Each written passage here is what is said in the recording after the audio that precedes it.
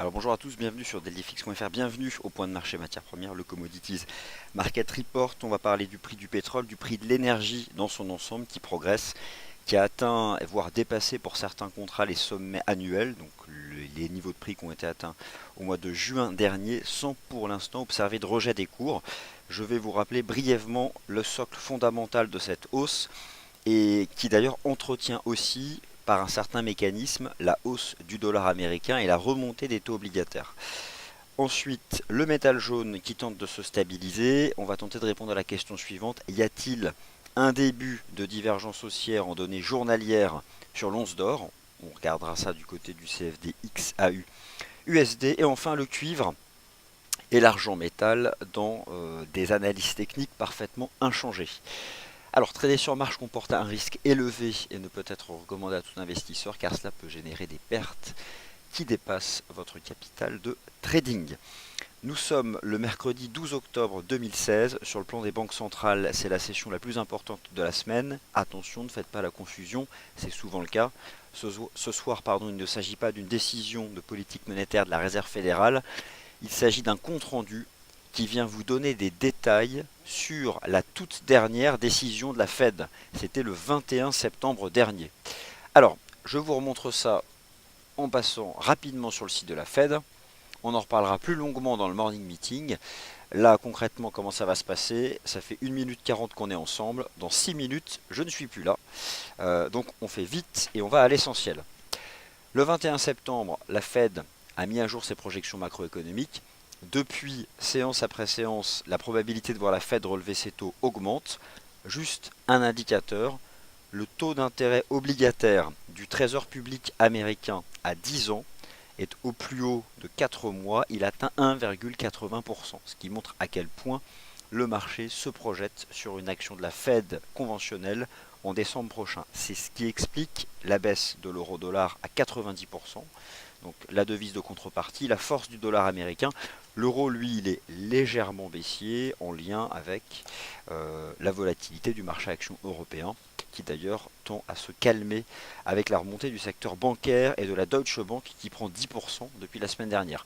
On verra ça dans le morning meeting.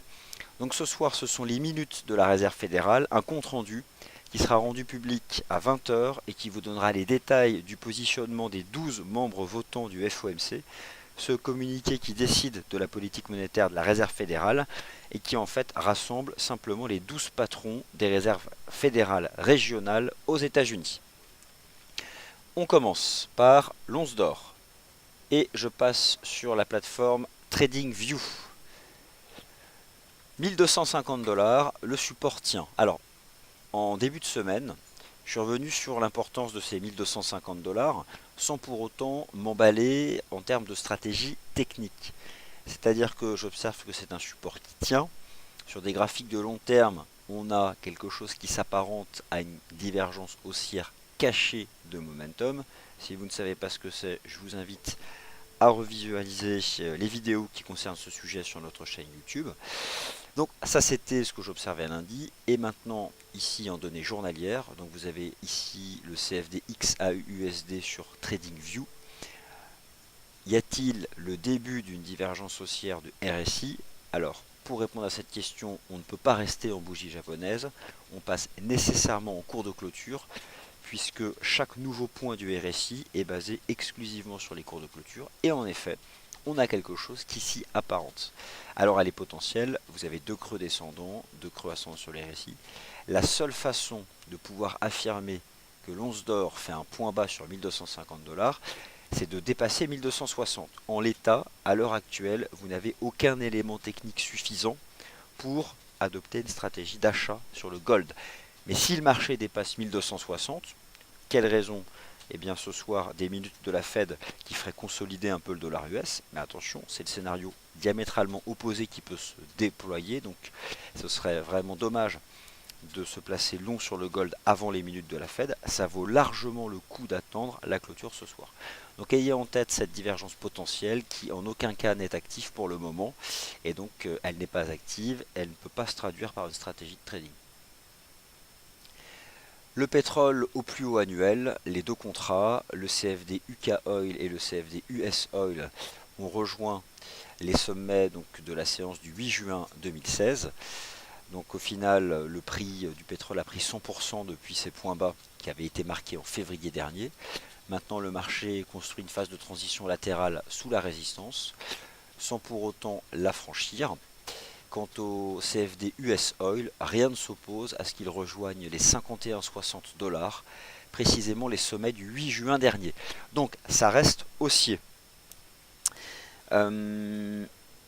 Les fondamentaux qu'il explique, le 28 septembre dernier, l'accord intervenu entre l'Arabie Saoudite et l'Iran en vue d'une diminution de l'offre pour rééquilibrer le marché du pétrole, un accord auquel est venu s'ajouter la Russie. Donc le pétrole, ça reste haussier, objectif 51,60.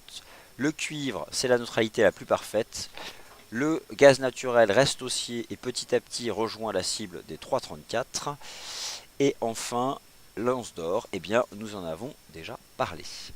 Ainsi s'achève le point de marché matières premières. On se retrouve dans 20 minutes pour le morning meeting qui sera beaucoup plus complet en termes de classe d'actifs et en termes d'approche globale macro. A tout de suite.